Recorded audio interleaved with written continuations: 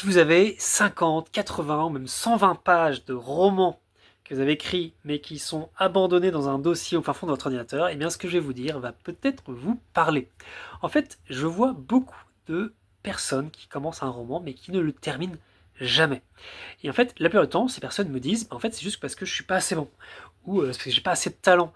Et en fait, les vrais auteurs, eux, ils y arrivent, mais moi, je suis pas encore un vrai auteur. Et en fait, dans la grande majorité des cas, je vous assure, c'est pas du tout un problème de talent.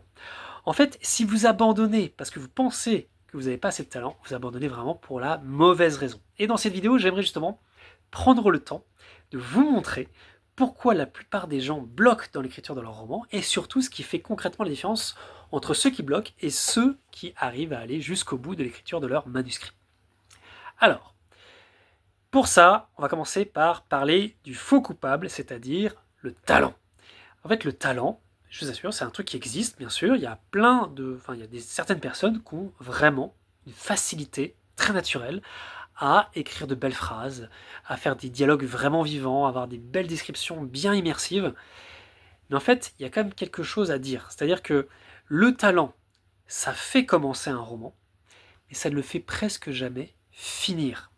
Et en fait, j'ai vu des débuts de manuscrits très prometteurs, avec des textes vraiment brillants, vraiment impressionnants, qu'on prend plaisir à lire, mais qui sont jamais terminés. Et à l'inverse, j'ai vu et j'ai accompagné surtout des auteurs qui se considéraient comme plutôt moyens, mais qui par contre sont allés jusqu'au bout de leur manuscrit et qu'aujourd'hui est complet, qualitatif et très souvent publié. Et pourquoi ça? Eh bien, parce que finir un roman, c'est pas simplement écrire bien. En fait, finir un roman, c'est réussir à porter une histoire sur plus de 200 voire 300 pages. Et ça demande autre chose que de juste savoir bien écrire. Ça vous demande d'être capable d'avoir une direction claire, un conflit solide et un personnage qui agit. En plus de ça, on peut même rajouter une structure d'histoire qui va vous permettre de tenir dans la durée. Et ça relève beaucoup plus de la clarté que du talent de l'écriture. Vous voyez? Donc maintenant, si le vrai talent, c'est le vrai problème, eh bien, qu'est-ce qui bloque réellement dans l'écriture de votre roman? Eh bien, là-dessus, il y a 3 types de blocages très courants. Et il y a peut-être un des 3 que vous avez. On va voir si c'est un des 3, vous me mettrez en commentaire d'ailleurs. Le premier blocage, c'est le fait d'avoir trop d'idées, mais pas de colonne vertébrale. Ça, c'est probablement l'un des blocages les plus fréquents. C'est-à-dire que là, il y a beaucoup d'auteurs et beaucoup d'autrices qui ont un univers très riche, ou par exemple des personnages très intéressants, ou des scènes auxquelles ils ont pensé, qui sont vraiment des scènes poignantes, fortes, ils ont très envie d'écrire d'ailleurs. Et parfois même, certains auteurs ont développé toute une mythologie complète autour de leur roman, et ils pensent à plein de trucs, et du coup ils imaginent carrément toute une saga. Mais moi souvent je pose cette question. Et la question que je pose c'est, quel est le conflit central de votre histoire? Et du coup, là, il y en a plein, ils bloquent. Pour eux, la question, elle est floue. Et en fait, au début, dans l'écriture, d'ailleurs, ça se voit pas, mais en fait, ça se voit pas justement parce que les premiers chapitres, ils tiennent surtout grâce à l'énergie que vous avez avec votre idée. Vous avez une espèce d'enthousiasme, vous avez aussi un plaisir de créer, d'imaginer, de faire vivre des personnages. Et donc ça vous permet de vous porter dans les premiers chapitres. Mais généralement vers le chapitre 8 ou 10 ou même le chapitre 15, eh bien, vous allez commencer à vous demander, mais en fait, elle va où cette histoire? Et c'est là, en fait, si votre direction elle n'est pas claire, le truc que vous allez faire, c'est que vous allez commencer à ajouter des scènes, à complexifier les choses, à multiplier les éléments, parce qu'en fait, vous êtes dans cette dynamique de créer des choses nouvelles. Euh, mais le problème, c'est que même en continuant de faire ça, en fait, votre récit, il avance pas réellement. Et là, du coup, il y en a plein qui se retrouvent à se dire, mais en fait, là, je perds ma motivation. Mon idée qui était trop bien, voilà. Et en fait, le problème, c'est vraiment pas la motivation, c'est la direction. C'est-à-dire que une idée d'histoire, c'est pas encore une histoire. Une histoire, c'est une tension orientée vers quelque chose. Et cette tension, elle se construit à partir de plusieurs éléments dont on va parler dans cette vidéo. Ok? Mais c'est pas simplement une idée. Ok, maintenant, deuxième blocage. Ce deuxième blocage, c'est d'avoir un personnage qui subit plus qu'il n'agit. Ça, c'est un blocage qui est extrêmement fréquent. C'est-à-dire que votre personnage principal, il vit des événements qui lui tombent dessus souvent. Il va réagir, voilà, on me poursuit, la personne de ma vie m'a quitté, enfin plein de possibilités. Et surtout, votre personnage, il encaisse les choses, globalement, ok? Et le problème, c'est qu'en fait, il pousse pas réellement l'histoire par ses choix. Puisqu'en fait, il ne fait que encaisser, que subir, que réagir. Il ne fait pas des choix. Et en fait, sur quelques chapitres, ça peut fonctionner, même très souvent, ça se passe comme ça dans les premiers chapitres. Mais sur 300 pages, un personnage, pas possible qu'il fasse que ça. En fait, ça devient très difficile de tenir 300 pages comme ça. Parce que votre personnage, dans une histoire, il doit vouloir quelque chose profondément. Que ce soit vouloir récupérer l'amour de sa vie, vouloir trouver un trésor, vouloir être célèbre, vouloir sauver des gens, enfin voilà. Il doit vouloir quelque chose profondément. Il doit aussi risquer de perdre quelque chose, voilà, que ce soit risquer de perdre sa vie, risquer de perdre sa réputation, risquer de se perdre lui-même, risquer de perdre une personne qu'il aime, enfin voilà. Et aussi, il doit affronter un conflit intérieur. Souvent, c'est-à-dire qu'une hésitation entre deux grandes valeurs, deux façons de voir le monde, deux directions à suivre pour résoudre le problème de l'histoire. Il peut avoir seulement un des trois éléments, mais souvent il a ces trois éléments-là. Ok ? Et en fait, ce conflit intérieur, c'est vraiment pas qu'une question de problème extérieur, vous voyez, c'est beaucoup plus profond que ça.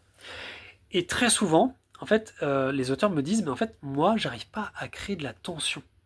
Je vous en parlais tout à l'heure. Mais le problème, c'est pas du tout l'intrigue en elle-même. En fait, la tension, elle est forte à créer de la tension au début, mais votre intrigue, mais au bout d'un moment, cette tension, elle doit venir du personnage lui-même. Et le problème, c'est souvent que votre personnage, il n'a pas encore de moteur interne suffisamment clair. Ce qui fait que ses actions, eh bien, en fait, elles provoquent pas de la tension. Et sans moteur interne, votre histoire, forcément, au bout d'un moment, elle perd un peu de son élan, elle finit par ralentir. Vous voyez ? Ok, maintenant, troisième blocage. Ce blocage, c'est le fait d'écrire sans avoir de vision globale. Et ça touche beaucoup les personnes qui sont très très très motivées au début de leur récit. C'est-à-dire qu'elles ont une super idée, elles sont très très motivées par leur idée, et donc elles sont très très inspirées, et du coup elles commencent immédiatement à écrire. Et parce que forcément, cette idée elle est trop bien, et bien j'ai tout de suite envie de me mettre dans l'écriture, j'ai pas envie de perdre cette idée, et j'ai envie de surfer sur toutes ces idées qui me viennent comme ça. Et c'est très très bien au début. Et souvent au début, on avance assez vite. Mais au bout d'un moment, eh bien, il y a des choses qui vont commencer à apparaître, des incohérences, des contradictions parfois entre différents éléments, des trous dans l'histoire, des trous narratifs, ou même parfois des personnages qui évoluent sans que ça soit vraiment justifié. Mon personnage, en fait, il était très peureux, et tout d'un coup, il devient courageux au bout d'un moment, parce qu'il faut qu'il devienne courageux, mais on ne sait pas trop pourquoi, vous voyez ? Et là, on se prend un peu un mur. Et psychologiquement, en tant qu'auteur, surtout quand on a eu beaucoup de motivation au départ, eh ben, ça devient extrêmement difficile à vivre, parce qu'on a l'impression d'avoir échoué. Mais je vous assure, souvent, c'est vraiment pas un échec. En fait, c'est juste que vous avez une construction de votre histoire qui n'a pas encore de vision d'ensemble. C'est-à-dire que vous avez commencé à écrire sans comprendre la trajectoire globale de votre récit. Et ça, c'est un peu la même chose que de partir en voyage sans connaître la destination. Au début, ça peut être cool, hein, on découvre des nouveaux villages, des nouveaux paysages, des nouvelles personnes, mais au bout d'un moment, on se perd parce qu'on ne sait pas où on va. Ok ? Donc maintenant, la vraie question, c'est qu'est-ce qui permet réellement d'aller jusqu'au bout d'un roman ? Et c'est un peu pour ça que vous avez cliqué sur cette vidéo. Parce que moi, ce que j'observe en tout cas, chez les auteurs qui terminent leur roman, eh bien, c'est que c'est pas forcément ceux qui écrivent le mieux au départ, ce que je vous disais au début de la vidéo. Mais par contre, ceux qui arrivent à aller jusqu'au bout de leur roman, eh bien, souvent, ils ont 3 éléments très concrets en commun. Premier élément, c'est qu'ils ont un conflit central très très clair. C'est-à-dire qu'ils n'ont pas une multitude d'enjeux à droite à gauche avec telle personne qui veut ça, telle autre qui veut ça, telle personne qui a ce problème. Souvent on voit ça parce qu'on veut créer plein de tensions, donc on crée plein d'enjeux différents. Mais non, ceux qui arrivent à aller jusqu'au bout, ils ont au moins un enjeu, un conflit principal, plus important que les autres et qui est très clair. Donc un axe principal et qui souvent se résume à une espèce de question très très forte. Par exemple, ça peut être, est-ce que ce personnage va réussir à sauver ce qu'il aime. Ça peut être sauver son amour de sa jeunesse, sauver son village, sauver sa vie, voilà. Autre exemple, ça peut être, est-ce que mon personnage va accepter de devenir ce qu'il redoute ? Par exemple, s'il redoute de devenir comme son père, ou s'il redoute de devenir important, ou s'il redoute de devenir, j'en sais rien, de l'autre camp politique, enfin voilà. Ou encore, autre type d'exemple, ça peut être, est-ce que ce personnage va rester fidèle à ses valeurs, malgré tout ce qui lui arrive, malgré la pression ? Oui. Donc ces questions, elles ont l'air conceptuelles, mais en réalité, elles sont très puissantes parce qu'elles vous permettent de tenir tout votre récit ensemble. Et donc quand vous avez la question qui est vraiment claire, eh bien, chaque scène auquel vous pensez, que ce soit souvent des super scènes et tout, eh bien, cette question, elle vous permet de savoir si cette scène, elle mérite d'être écrite. Parce que elle vous permet de savoir, est-ce que cette scène, elle sert le conflit central? Ou, à l'inverse, est-ce qu'elle se détourne de mon conflit central? Est-ce qu'il y a une espèce de distraction? Même si cette scène, elle est super, eh bien, peut-être qu'il va falloir la sacrifier, parce qu'elle ne sert pas le conflit central. Vous voyez? Ça va permettre de vraiment simplifier les décisions d'écriture que vous allez devoir faire. C'est très très puissant. Ok, maintenant, deuxième élément que la plupart des auteurs qui arrivent à aller jusqu'au bout ont, c'est d'abord un personnage qui a justement un moteur intérieur solide. Et ça, eh ben, les romans qui tiennent sur la durée, ils ont toujours un personnage qui désire profondément quelque chose, qui craint aussi quelque chose très fortement, et qui doit évoluer intérieurement. Donc, en fait, une intrigue extérieure, ça peut vous permettre de tenir 50 pages. C'est très fort pour écrire une nouvelle. C'est pour ça que souvent, c'est bien de commencer par écrire des nouvelles pour être fort dans les intrigues externes. Mais de transformation intérieure d'un personnage, c'est ça qui vous permet de tenir le roman en entier. D'avoir un roman de plus de 200 ou 300 pages. Vous voyez? Ok. Et troisième élément, eh bien, c'est d'avoir une vision globale de la trajectoire de votre récit. Et donc, il ne s'agit pas là d'avoir un plan hyper rigide, hyper précis, avec des étapes les unes après les autres et tout. Il y a plein de conseils sur Internet sur il faut suivre telle étape. Non. Moi, ce que je vous encourage plutôt, c'est d'avoir une carte. C'est-à-dire de comprendre le point de départ de votre récit, où en sont les personnages au début, quelles sont les relations importantes, quelle est la situation globale, et ensuite d'avoir les grandes étapes de votre parcours, pas tous les détails, mais les grandes étapes, et puis enfin d'avoir la destination finale, là où vous voulez que vos personnages arrivent à la fin, et que les relations entre vos personnages arrivent à la fin. Et souvent les auteurs qui terminent leur roman, ils ne découvrent pas tout au hasard de l'écriture. Évidemment, il y a certaines choses qu'ils découvrent au fur et à mesure de l'écriture, mais c'est les petites choses qu'ils vont découvrir. C'est tous les petits détails, tout ce qui fait la magie des scènes à l'intérieur d'un chapitre. Mais par contre, ils ont déjà leur direction. Ils savent où ils veulent aller. Et cette direction, notamment, ça va devenir un appui hyper important lorsque la motivation, elle baisse. Parce qu'en fait, il y a toujours un moment dans l'écriture d'un roman où votre motivation, elle finit par baisser. Ça fluctue, hein, c'est comme ça. Mais d'avoir cette direction, ça vous permet de tenir. Donc voilà, maintenant, je voudrais vous partager une dernière chose très importante, une observation que j'ai faite vraiment avec tous les gens que j'ai accompagnés. C'est que les auteurs qui vont jusqu'au bout, eh ben, c'est pas forcément ceux qui sont les plus rapides au début. Et en fait, souvent, c'est ceux qui, à l'inverse, acceptent de ralentir. C'est-à-dire de prendre le temps de clarifier le conflit, clarifier le moteur de votre personnage, clarifier la trajectoire globale. Et ensuite, une fois que vous avez fait ce travail de clarification, eh bien l'écriture elle devient beaucoup plus facile, beaucoup plus agréable, beaucoup plus fluide. Et vous avez plus ce blocage de l'écriture. Et surtout, il y a moins de retour en arrière, il y a moins de découragement. Et surtout, il y a moins d'abandon de votre roman. Donc vous voyez, finir un roman, en réalité, c'est beaucoup plus une question de clarté, de travail de clarté à faire, que de travail de motivation. Il y a beaucoup de conseils sur comment rester motivé dans son roman, comment réussir à écrire tous les jours, tout ça, qu'on voit partout. Mais le plus important, je vous assure, c'est déjà de faire ce travail de clarté.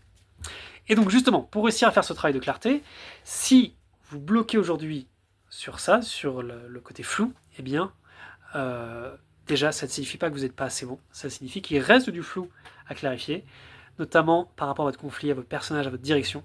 Et en fait, le gros avantage, c'est que le flou, ça se travaille. C'est une compétence. Le fait de clarifier les choses, c'est une compétence que vous pouvez apprendre, que vous pouvez acquérir. C'est pas du tout un don qui est réservé à quelques initiés.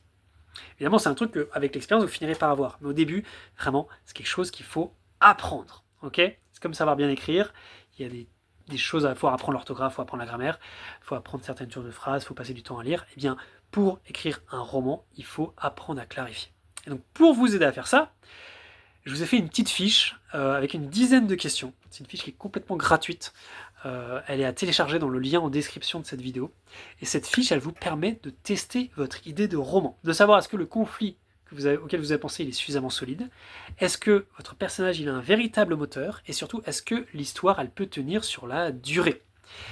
Ça prend vraiment que quelques minutes à remplir, mais ça peut vraiment vous éviter d'écrire des dizaines et des dizaines et des dizaines de pages pour ensuite vous retrouver à bloquer complètement et à perdre votre motivation. Donc je vous encourage vraiment à cliquer sur le lien en description, à faire ce petit travail de clarté, et puis dites-moi ensuite en retour si ça vous a aidé, ça m'intéressera vraiment. Mais dans tous les cas, moi, ce que je vous souhaite, eh bien, c'est justement de faire ce travail de clarté pour ne pas rester bloqué. Donc, téléchargez-moi cette fiche, bon travail de clarté, bonne écriture, et à très vite.